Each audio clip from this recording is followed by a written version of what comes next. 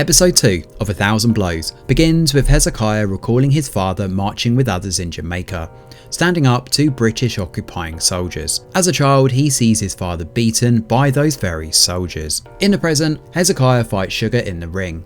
He nearly beats him too, but Treacle has someone trip him from outside the ring, which causes him to ultimately lose. People in the crowd notice and boo the house for cheating.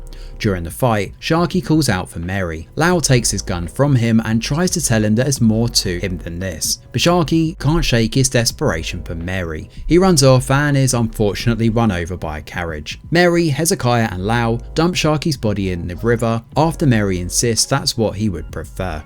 After seeing Hezekiah in action, Mary wants him for a criminal plan, promising £100 for his involvement. Given the trouble he's had in trying to get a job, he doesn't give an answer just yet, but it's clear he's going to think it over. Treacle then gets a lowdown on Alec and Hezekiah for Sugar. They know Mary's involved with them somehow, which Sugar doesn't like at all. When Treacle brings up Peggy Bettison, a man who's setting up proper fights in the West End, Sugar doesn't seem to care. He wants to fight Hezekiah again without any interference, and he wants Mary's approval. Alec and Hezekiah receive an offer to work though for a crawfish fisherman named Jack. But Hezekiah doesn't like that he wants to cheat people by claiming they're selling Jamaican rum, so he ends up leaving. While this is going on, Mary and her thieves steal from a department store during the admiration of Alice, a young woman who works there and claims she wants to be an elephant. Lau tells Hezekiah that Sugar has been through a lot, having witnessed his father's brutal death and having fought in a workhouse to save his little brother from flogging.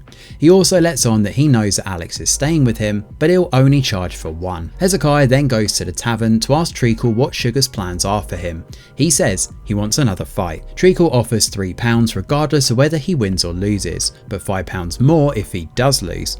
He sees himself as watching out for his brother. Hezekiah announces this offer to Sugar, who then invites him to fight on Saturday and promises that it will be fair this time. If he wins, he'll get £50, but he also promises not to stop until he kills him. It's like looking in a mirror, he says, to explain why he wants him dead. There can't be two of us. Meanwhile, the elephants ask a tailor named Saul to make something out of the silk they stole from the department store. Mary wants a particular suit with slippers and a hat to give to Lau for his role in her big heist. Eliza stays behind with Saul afterward, and Mary warns her not to fall for the ideas of the anarchist. When Mary's gone, Eliza asks him to tell her what his plans actually are. He doesn't, for her protection. He has his beliefs and she has Mary. She says Mary saved her from the man she used to be with and had him killed, and she believes in Mary Carr.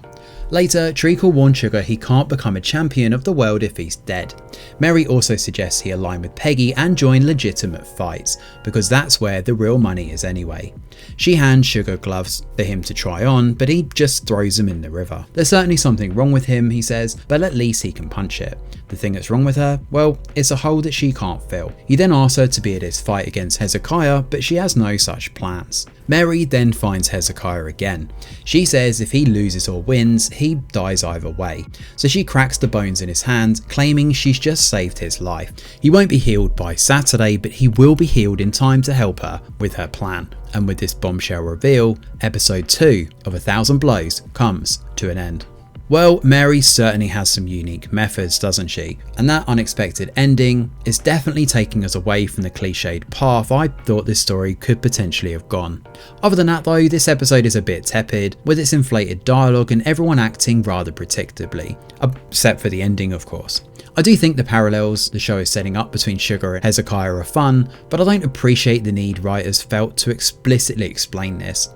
That mirror comment from Sugar is a bit on the nose, and anyone who was paying attention already got their similarities anyway. Still, it'll be interesting to see exactly how this feud is explored going forward, and that ending certainly leaves things on a tenuous cliffhanger.